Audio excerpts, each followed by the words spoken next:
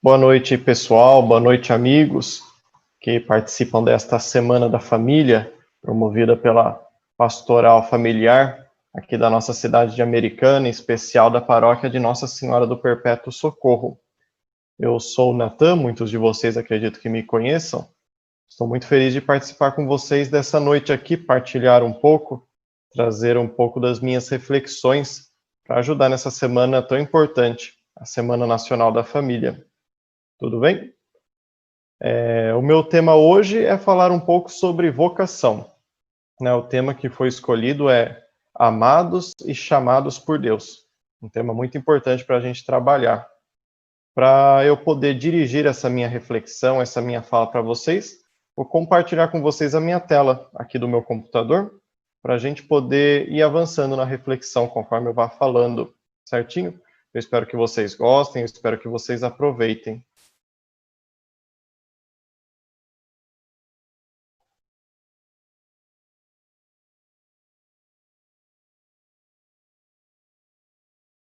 Muito bem, então, como eu disse, o nosso tema para hoje, Amados e Chamados por Deus, nessa Semana Nacional da Família, que tem por lema, Eu e minha casa serviremos o Senhor.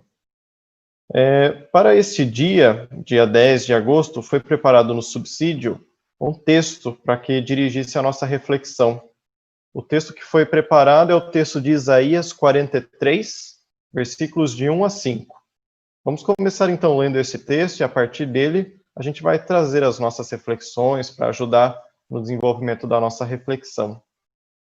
Muito bem, o texto de Isaías diz o seguinte: Mas agora, diz o Senhor, aquele que te criou, ó Jacó, aquele que te modelou, ó Israel. Não temas, porque eu te resgatei. Chamei-te pelo teu nome, tu és meu. Quando passares pela água, estarei contigo. Quando passares por rios, eles não te submergirão. Quando andares pelo fogo, não te queimarás a chama, não te queimarás. A chama não te atingirá. Com efeito, eu sou o Senhor, o teu Deus, o Santo de Israel, o teu Salvador. Por teu resgate dei o Egito, Cush e Sebá, dei-os em teu lugar. Pois que és precioso aos meus olhos, és honrado e eu te amo. Entrego pessoas no teu lugar e povos pela tua vida. Não temas, porque estou contigo. Do Oriente trarei a tua raça e do Ocidente te congregarei. Esse é o trecho, então, de Isaías, preparado para guiar a nossa reflexão. Como vocês observam, é um texto que vem para nos estimular, que vem para nos animar, para fazer com que a gente se sinta abençoado por Deus, que a gente sinta a presença de Deus. Eu até grifei aqui no finalzinho uma frase que sintetiza bem o que a mensagem quer dizer. Pois que és precioso aos meus olhos, és honrado e eu te amo. Esta fala, com certeza, foi dirigida ao povo do Antigo Testamento e é dirigida a nós também hoje. Serve para a nossa vida. Deus nos ama, Deus nos considera preciosos aos seus olhos. Isso é algo do qual a gente nunca deveria se esquecer. Como eu disse, é um texto que vem para nos animar, que vem para nos estimular, para nos fazer sentir abençoados por Deus. Mas o interessante de observar nessa reflexão é que essa mensagem de estímulo, se ela vem, essa mensagem para nos deixar entusiasmado, se ela vem, é porque se supõe que você esteja em um contexto que não te anime muito, em um contexto onde você esteja desgastado, esteja com problemas, com dificuldades. E é justamente isso que acontece nesse trecho de Isaías. Se vocês observarem, o trecho é retirado do capítulo 43. Esse é a parte de Isaías que nós chamamos de Deutero-Isaías, o segundo Isaías, escrito na época do exílio da Babilônia. Então, o que acontecia?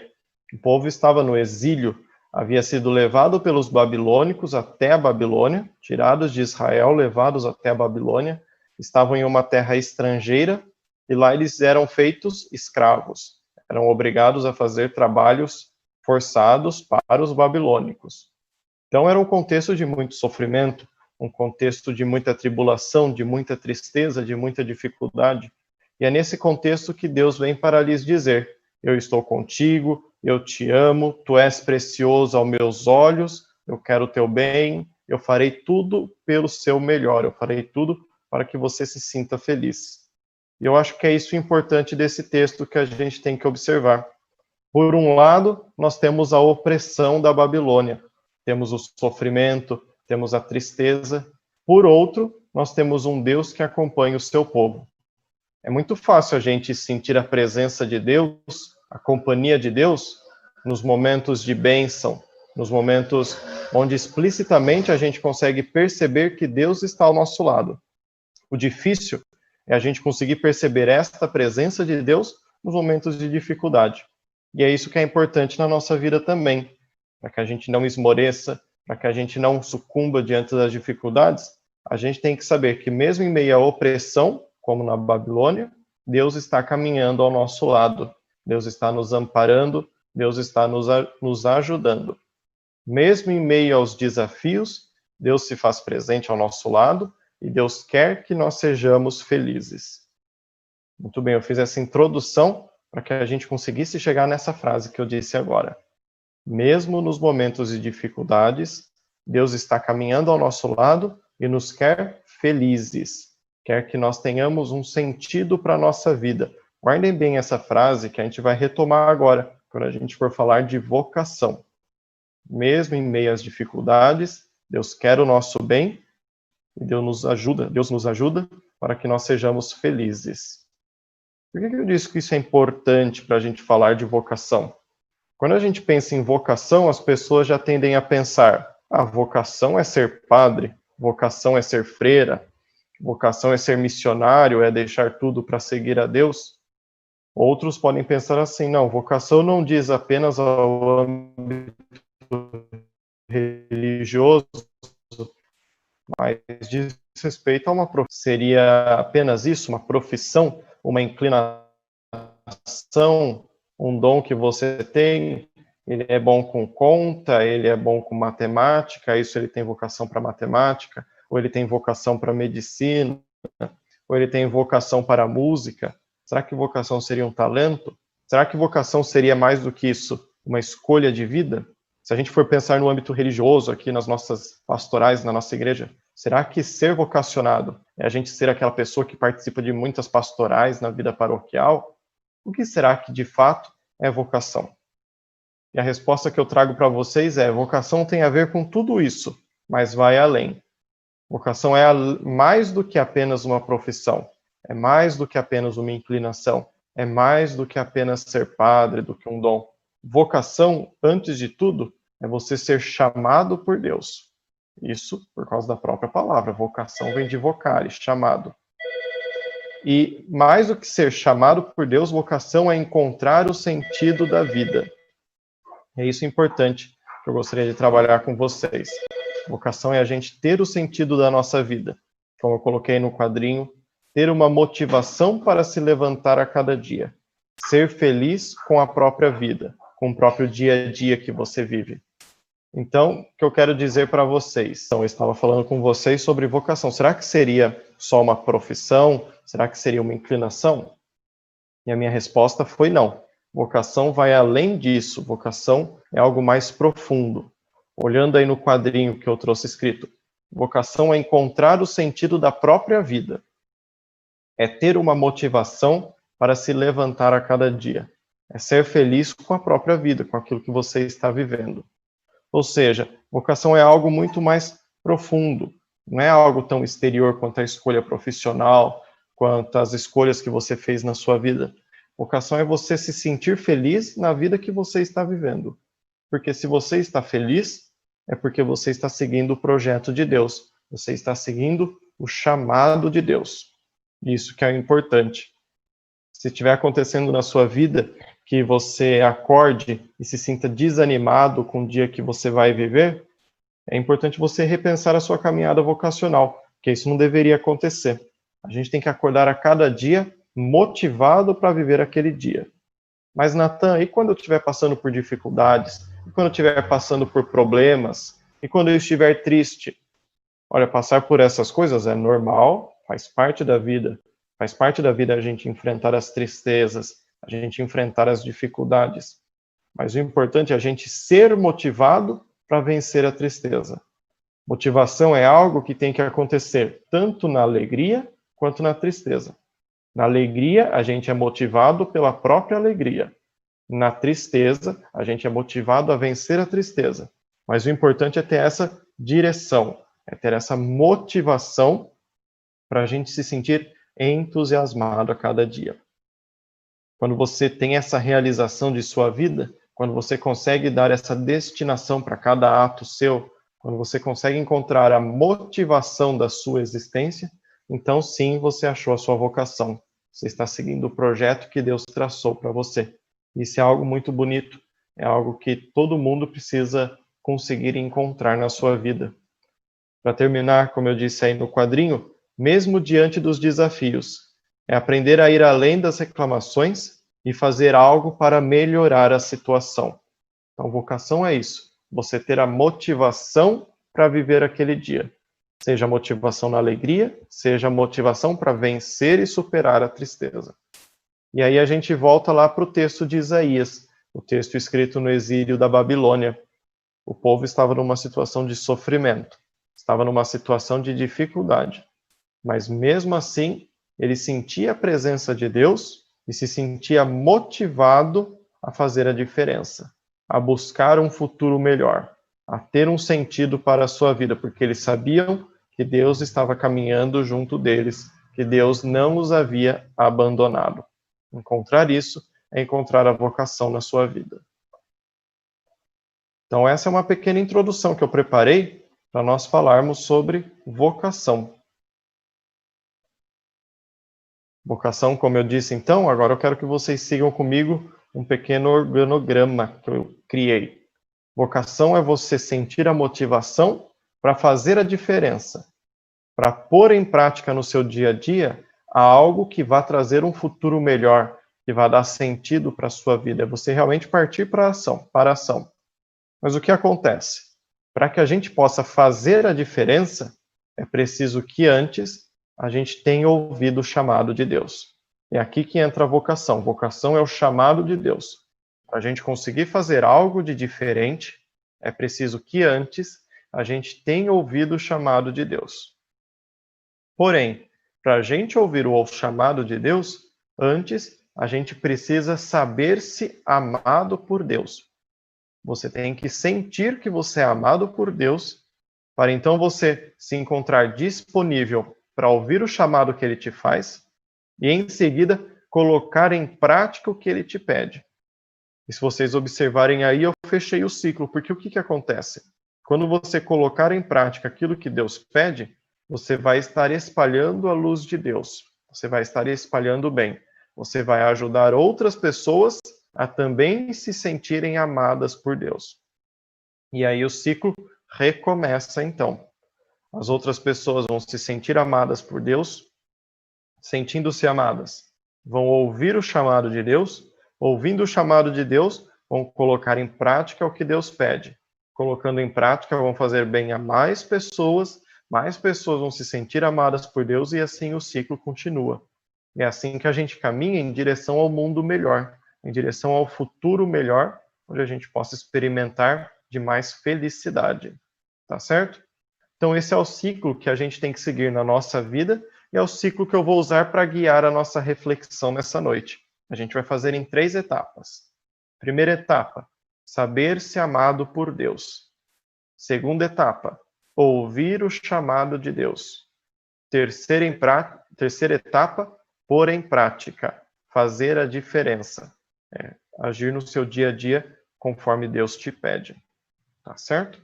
Então vamos começar um pouco da reflexão em cima deste ciclo. Primeira etapa, sentir-se amado por Deus. Isso é de extrema importância.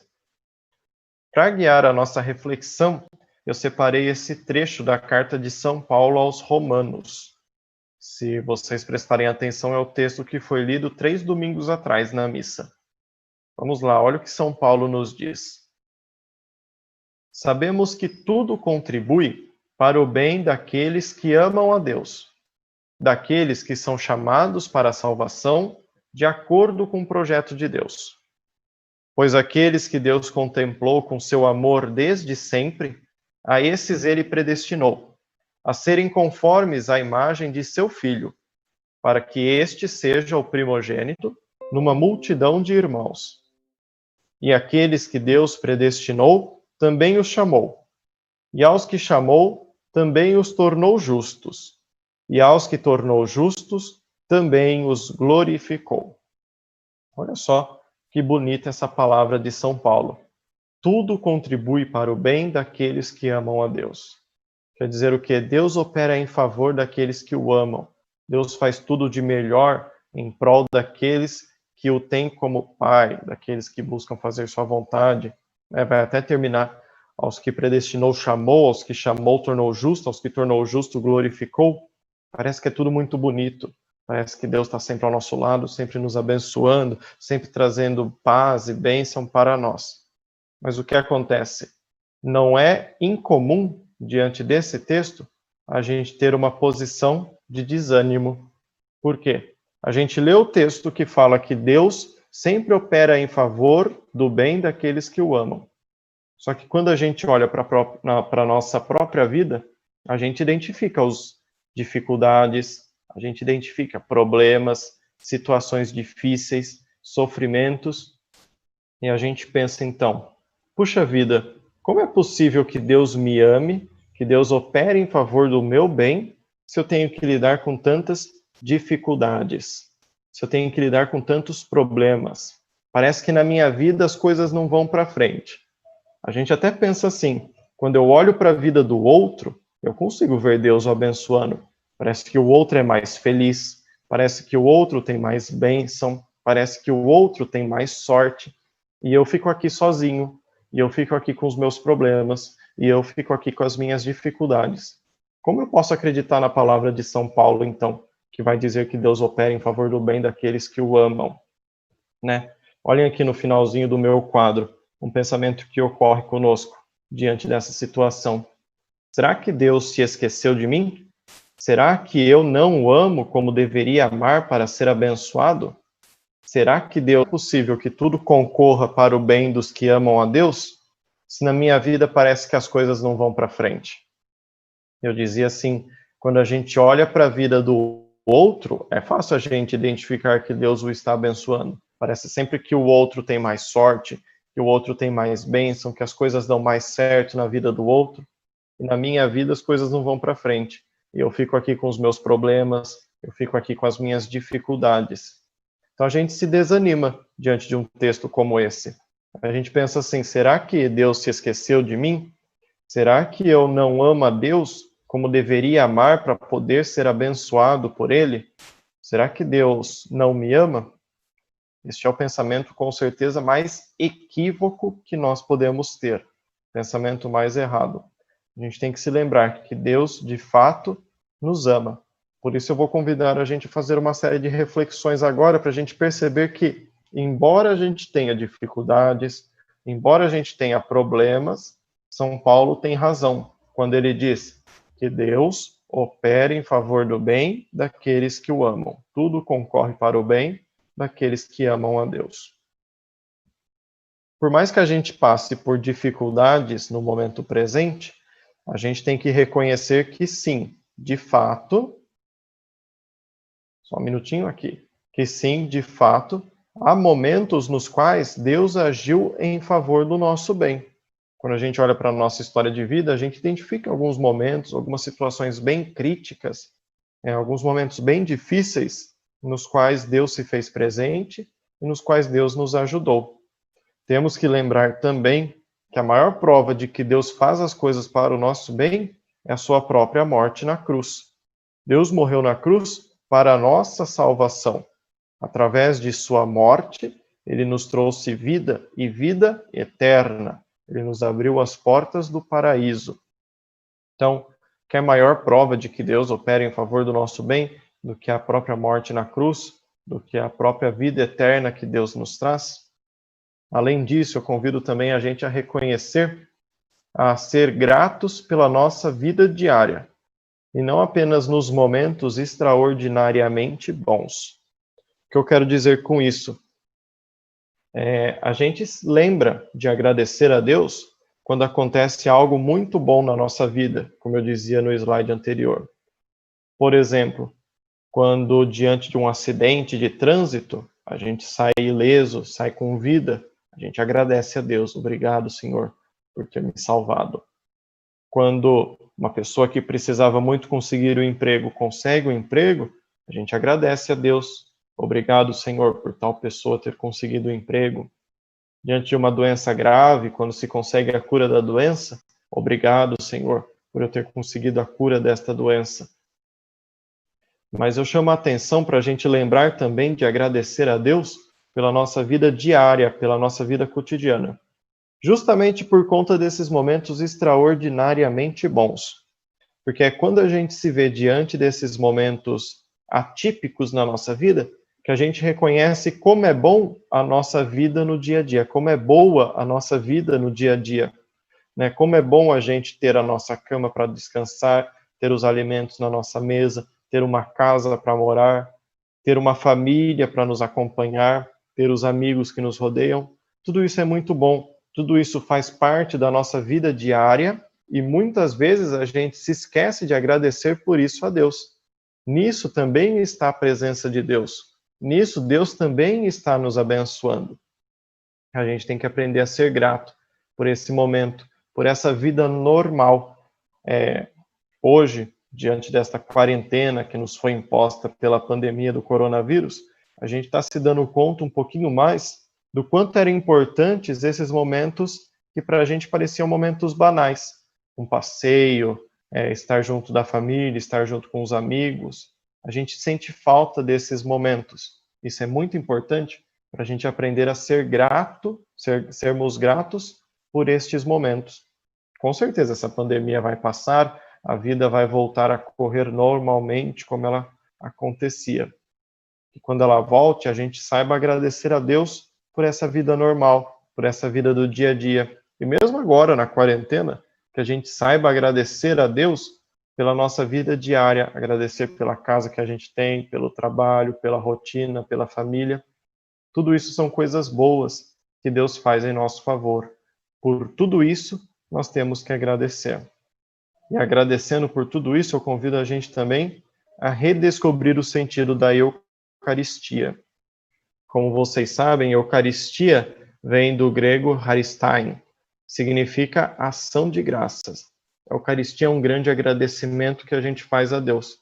Agradecimento por tudo de bom que Ele fez na nossa vida. A gente deveria se recordar de tudo que Deus fez conosco, aqueles momentos extraordinariamente bons, também a nossa vida diária, mas acima de tudo agradecer a Deus pelo próprio Deus ter se entregado para a nossa salvação.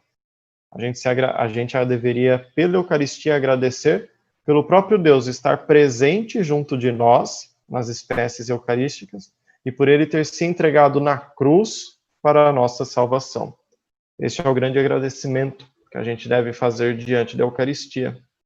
Novamente eu repito, diante dessa situação de pandemia, muitas pessoas se viram privadas da vida eucarística. A vida eucarística, eu quero dizer, da comunhão semanal, até diária, da Santíssima Eucaristia. E muitas pessoas estão se dando conta da falta que isso faz para a vida delas. Pois bem, que depois dessa pandemia, a gente possa redescobrir o valor da Eucaristia, a gente possa se sentir novamente amado por Deus e agradecer a Deus por tanto bem que Ele nos faz, e especialmente agradecer pela Eucaristia, que é a presença viva e real de Deus junto de nós, no nosso meio, dentro de nós, que se faz vida dentro de nós. Isso é algo muito magnífico, é algo muito importante, pelo qual a gente tem que aprender a agradecer a Deus. Com isso, eu encerro a primeira parte da minha explanação. Sentir-se amado por Deus, saber-se amado por Deus. O segundo passo agora é ouvir o chamado de Deus. Quando a gente tiver aquela vida de gratidão, agradecer por todo o bem que Deus nos faz, então nós vamos estar aptos para ouvir o chamado que Ele nos faz. Para ajudar a refletir, eu trouxe aqui o texto de Lucas, capítulo 10, versículo de 1 a 3.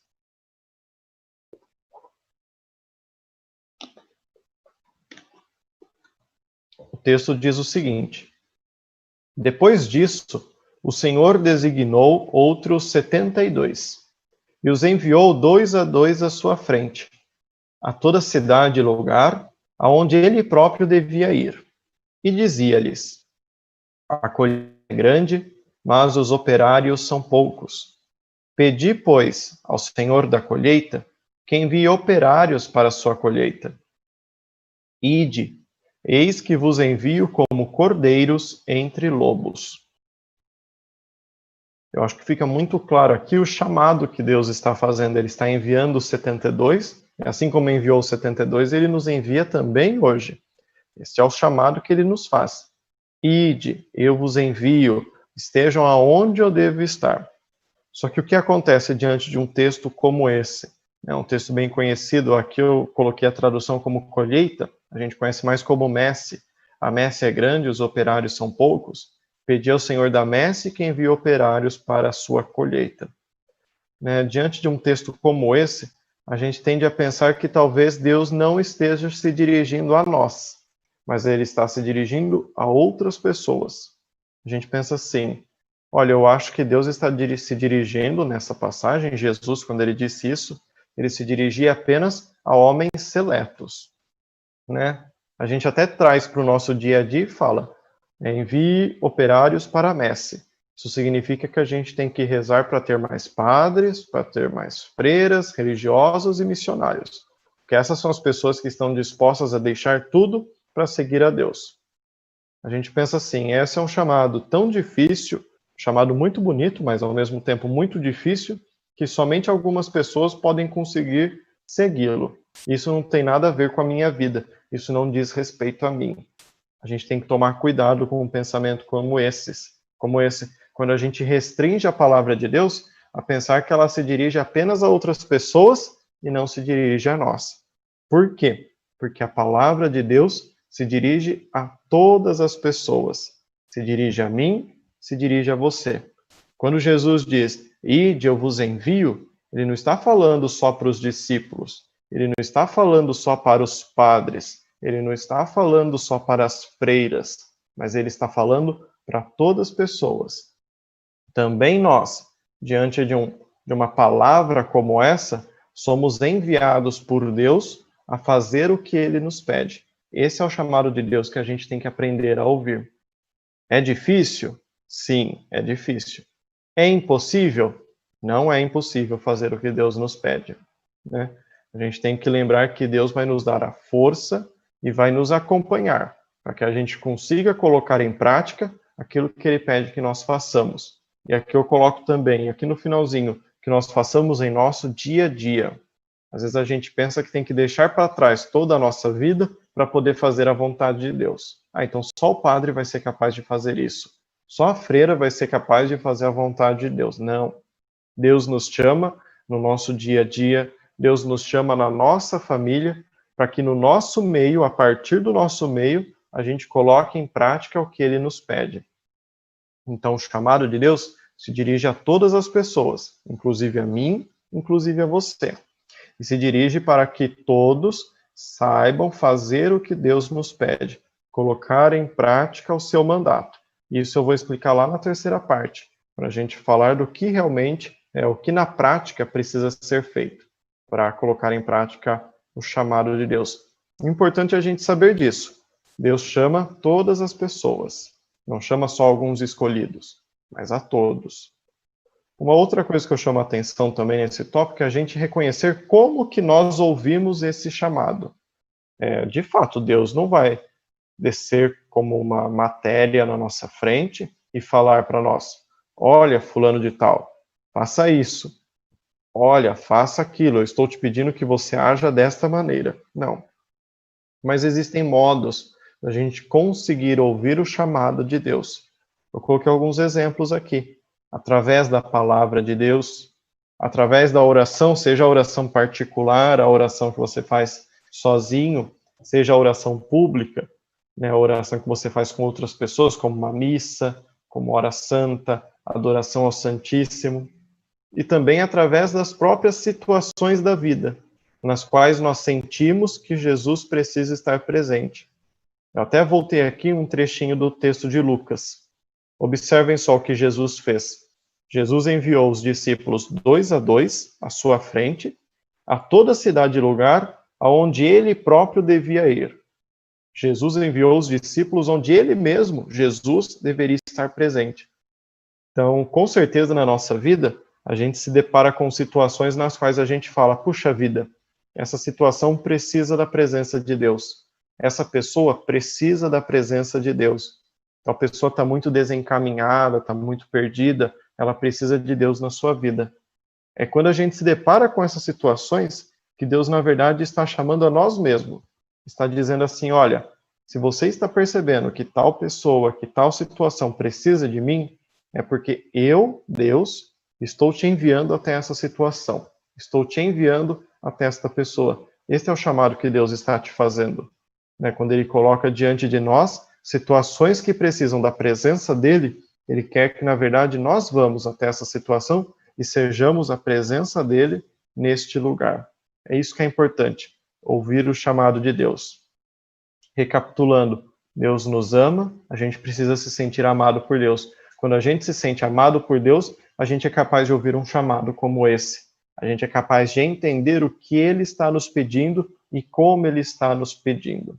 Isso é algo muito importante na nossa vida. A partir disso, então, a gente pode ir para a terceira etapa. Se a gente sabe que é amado por Deus, se a gente ouve o chamado de Deus, então a gente está apto para ser uma pessoa que vai fazer a diferença, que vai colocar em prática aquilo que Deus pede. Para iluminar esse momento, eu trago aqui um texto de Marcos 6, versículos de 30 a 34. Diz o seguinte: Os apóstolos reuniram-se com Jesus e contaram-lhe tudo o que tinham feito e ensinado. Ele disse: Vinde vós sozinhos a um lugar deserto e descansai um pouco. Com efeito, os que chegavam e os que partiam eram tantos que não tinham tempo nem de comer. E foram de barco a um lugar deserto, afastado. Muitos, porém, os viram partir, e sabendo disso, de todas as cidades correram para lá e chegaram antes deles. Assim que desembarcou, viu uma grande multidão e ficou tomado de compaixão por eles, pois estavam como ovelhas sem pastor. Começou, pois, a ensinar-lhes muitas coisas. Né? Essa é uma leitura que eu gosto, porque diz o seguinte: Jesus estava anunciando a mensagem, anunciando o reino com seus discípulos, estavam cansados, porque o trabalho era muito, né? O evangelista até diz aqui, eram tantas pessoas que chegavam e que saíam, que Jesus e os discípulos não tinham tempo nem para comer. Então Jesus disse para eles, vamos descansar, vamos para um lugar deserto. E eles foram de barco. O que aconteceu? As pessoas, sabendo que eles iam de barco, foram a pé e chegaram antes de Jesus e dos discípulos. Então, imagine essa cena, Jesus chegando de barco com os discípulos para um lugar deserto, onde eles iriam descansar, e ele viu uma multidão sedenta e faminta, mas não de água e de alimento, sedenta e faminta da presença de Jesus, sentindo a necessidade de Jesus. Jesus, vendo essa multidão, fica tomado de compaixão, ele enxerga que eles eram como ovelhas sem pastor. Diante disso, a atitude de Jesus começa, pois, a ensinar-lhes muitas coisas. Por que eu acho que esse é um evangelho que diz muito respeito para a nossa vida? Jesus fez, em primeiro lugar, a constatação de que aquela multidão perdida, aquela multidão sedenta da presença dele, era uma multidão de ovelhas sem pastor. Não tinham um líder. Por quê? As coisas em Israel naquele tempo não estavam boas. Lembremos, Israel estava dominado pelos romanos, havia muita corrupção, os fariseus estavam impondo uma verdade difícil para o povo, uma vida difícil. os herodianos estavam explorando o povo, os saduceus no templo estavam explorando o povo também. Era uma realidade de muita exploração e de muito sofrimento.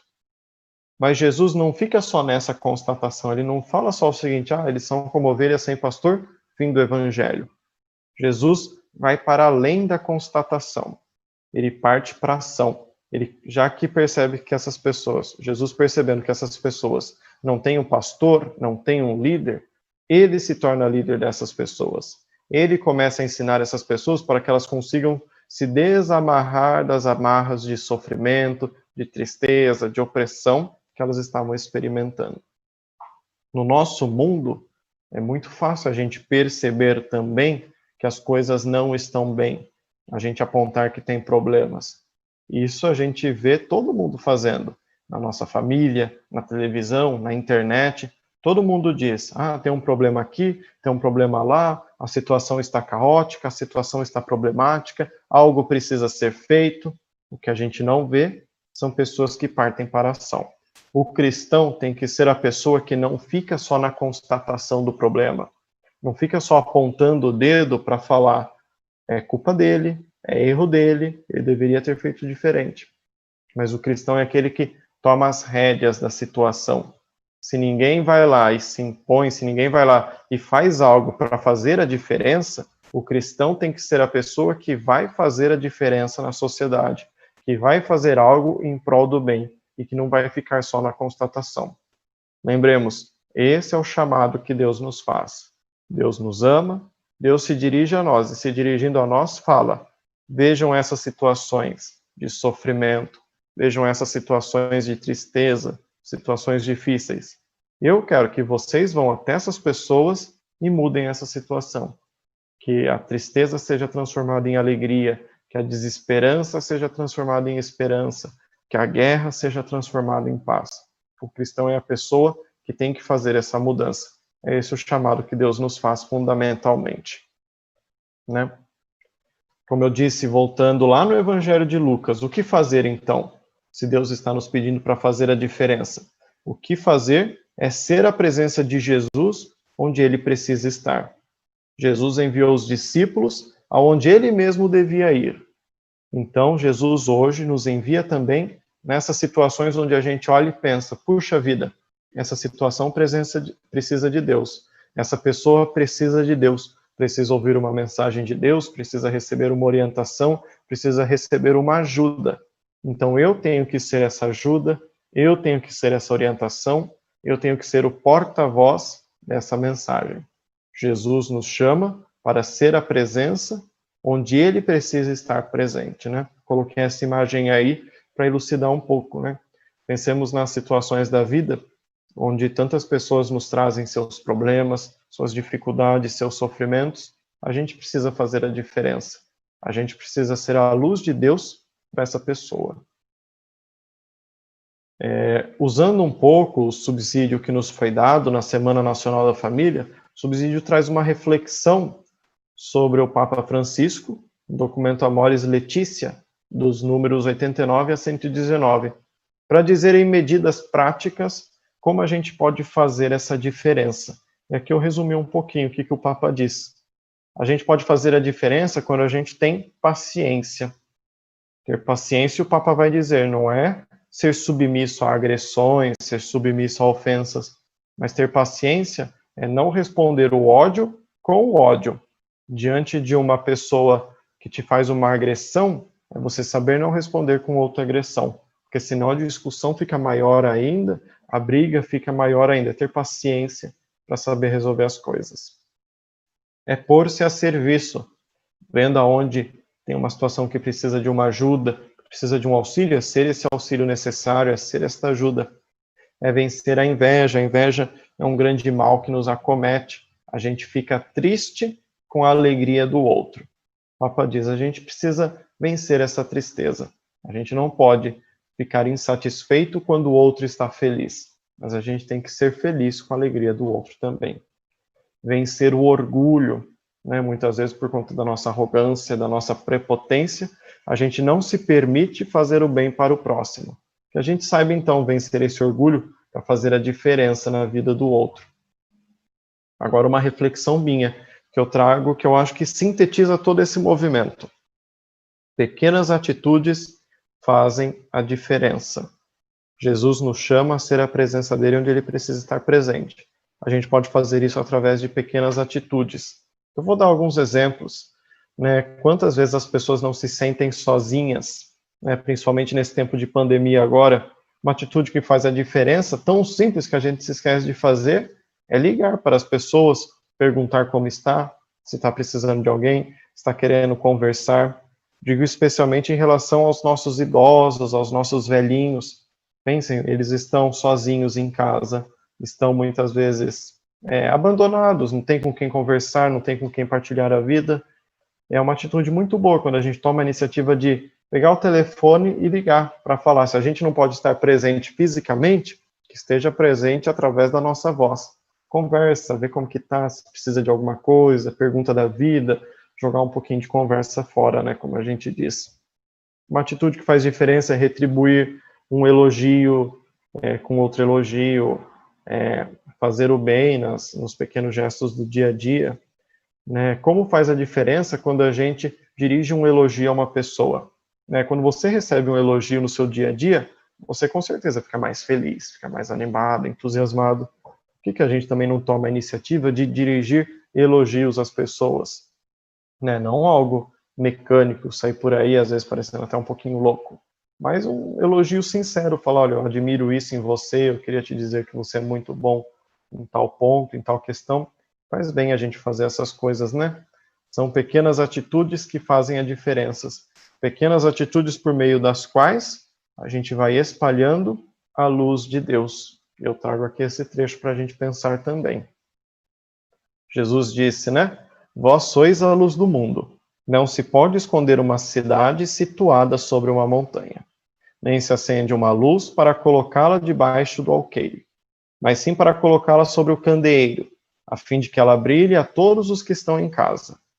Assim, brilhe a vossa luz diante dos homens, para que vejam as vossas boas obras e glorifiquem vosso Pai que está nos céus. Meus irmãos, Deus nos chama a sermos luzes. E olha só, né? Parece até que Deus está nos chamando para ser um pouquinho orgulhoso. Que brilhe a vossa luz diante dos homens, para que eles vejam as vossas boas obras e glorifiquem a Deus.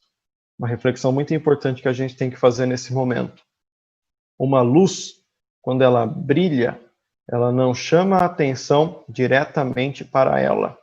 Você não pode olhar diretamente para uma lâmpada, você não pode olhar diretamente para uma vela, mas ela ilumina a realidade que está ao redor dela. Então, ser luz é não trazer a atenção para si, não fazer com que o seu brilho chame a atenção, mas que através de você, as situações da vida, a realidade que te cerca, o mundo no qual você está inserido, possa ser iluminado, possa receber a bênção de Deus. Né? Esse é o chamado que Deus nos faz, ser luz, para que os homens vejam as nossas boas obras e glorifiquem a Deus através delas. Né? Onde houver tristeza, que eu leve alegria, onde houver medo, que eu leve a coragem, onde houver desesperança, que eu leve a esperança, né? Como já diria São Francisco de Assis. Deus nos chama a sermos luzes, a iluminar outras realidades, para que outras pessoas sejam felizes. Assim a gente vai estar fazendo a vontade dele. Eu tenho certeza de que nesse propósito a gente vai encontrar o sentido para a nossa vida. Lembram do que eu dizia sobre vocação, que é encontrar o sentido para a nossa vida? Eu acredito que esse é o sentido primordial da nossa vida. É a gente ser feliz e ajudar outras pessoas a serem felizes. Observem o movimento que a gente fez através dessa noite. A gente partiu do fato de que nós somos amados por Deus, aprendemos a sentir esse amor de Deus, a ouvir o chamado de Deus, e ouvindo o chamado, ajudar outras pessoas a também perceberem que são amadas por Deus. A gente aprendeu a ser feliz e a fazer outras pessoas felizes. É esse o sentido da vocação. Como eu digo aqui, ó, e o ciclo se reinicia. Você sabe que é amado por Deus. Sendo amado por Deus, você é capaz de ouvir o chamado que Ele te faz. Ouvindo o chamado que Ele te faz, Você põe em prática o que ele te pede e faz a diferença no mundo. Quando você faz isso, você ajuda outras pessoas a também se sentirem amadas por Deus e assim o ciclo se reinicia. Eu acredito que esse é o ciclo que traz sentido para a nossa vida. Esse é o ciclo que faz com que a gente acorde a cada dia e tenha uma motivação para viver aquele dia. Eu vou viver este dia porque eu sou uma pessoa que busca a felicidade e que quer fazer outras pessoas felizes. Né? Ter essa realidade, essas duas realidades independentes faz mal para a gente. Se você só busca ser feliz, eu tenho certeza de que essa felicidade não é uma felicidade verdadeira. Se você não busca também fazer outras pessoas felizes, você é uma pessoa egoísta, você não pode ser feliz assim. Né? Ninguém é feliz sozinho. Por outro lado, se você só tenta fazer outras pessoas felizes, mas não é feliz na sua vida, você também não vai ter sucesso nisso que você está fazendo. Porque como você vai compartilhar algo do qual você não experimenta? Então é preciso ter essas duas coisas. Ser feliz e ajudar outras pessoas a serem felizes. Esse é o sentido da vida que a gente precisa aprender a buscar. Para encerrar esse momento, eu trago aqui para nós uma oração, para nós fazermos em cima de um texto bíblico. Texto bíblico de Mateus 13, 44 e 46. O reino dos céus é como um tesouro escondido no campo. Um homem o encontra e o mantém escondido. Cheio de alegria ele vai, vende todos os seus bens e compra aquele campo. O reino dos céus também é como um comprador que procura pérolas preciosas. Quando encontra uma pérola de grande valor, ele vai, vende todos os seus bens e compra aquela pérola. Que na nossa oração, nessa oração que você vai fazer na sua casa, com a sua família agora, você possa pedir a Deus a graça de encontrar esse tesouro, que você seja capaz de encontrar essa pérola na sua vida, esse tesouro que é o sentido para a vida. Que você seja capaz de a cada manhã acordar, tendo uma motivação para viver aquele dia. E que essa motivação seja uma motivação plena e verdadeira de ser feliz e fazer outras pessoas felizes. É esse o tesouro que Deus nos convida a descobrirmos, a encontrarmos. Um tesouro que quando a gente descobre, a gente é capaz de deixar tudo para trás, vender os nossos bens, vender as coisas, deixar para trás as coisas que nos acompanhavam até então, para poder viver em razão deste novo tesouro, em razão desta pérola. Né? Nesse sentido, para que a gente possa refletir um pouquinho, eu trago aqui uma canção muito conhecida, a música Sim, Eu Quero. E com essa música eu encerro esta transmissão. Desejo que possa ter contribuído para a reflexão de vocês, que possa ter acrescentado em algo nessa Semana Nacional da Família, nesse sentido de descobrir a vocação. Que cada um possa descobrir a sua vocação e possa entender que vocação é ter um sentido para a vida. Que esse sentido seja a felicidade, então. Fica aqui o meu abraço, a minha gratidão, pessoal, especialmente da Paróquia do Perpétuo Socorro. Que Deus abençoe a todos. Parabéns por essa bonita iniciativa. Que realmente Deus possa falar e agir através de nós. Não, acho que sim. Tá.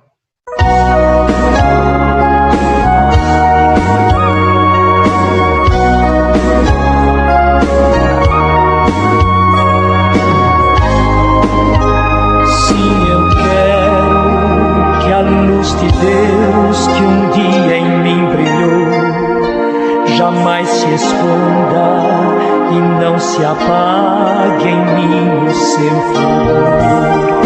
Sim, eu quero que o meu amor ajude o meu irmão a caminhar guiado por tua mão, em tua lei, em tua luz, Senhor. Esta terra, os astros, o sertão em paz, esta flor e o pássaro feliz que vês, não sentirão, não poderão jamais viver esta vida singular que Deus nos dá. Sim, eu quero que a luz de Deus que um dia em mim brilhou jamais se esconda e não se apague em mim o seu fulgor. Sim, eu quero que o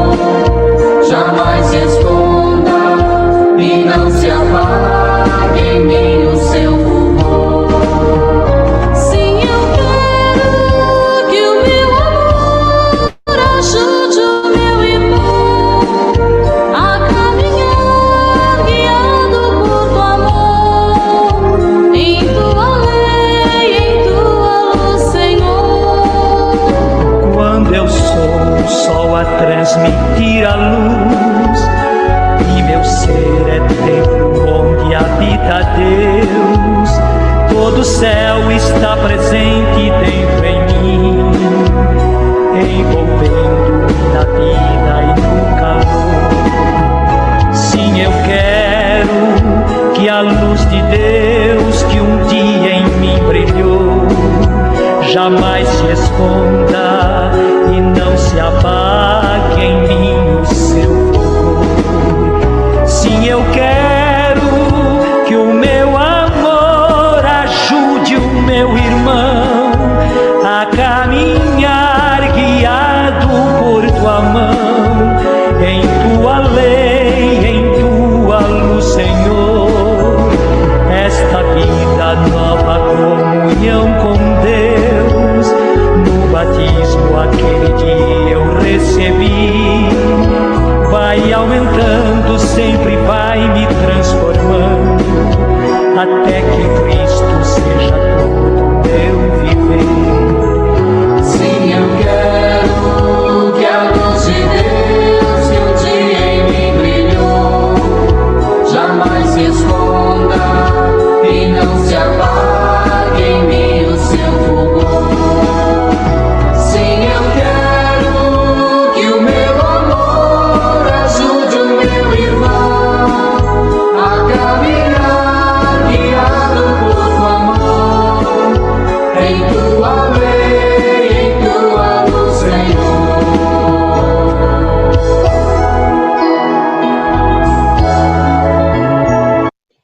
É isso então, pessoal. Espero ter contribuído com a reflexão de vocês.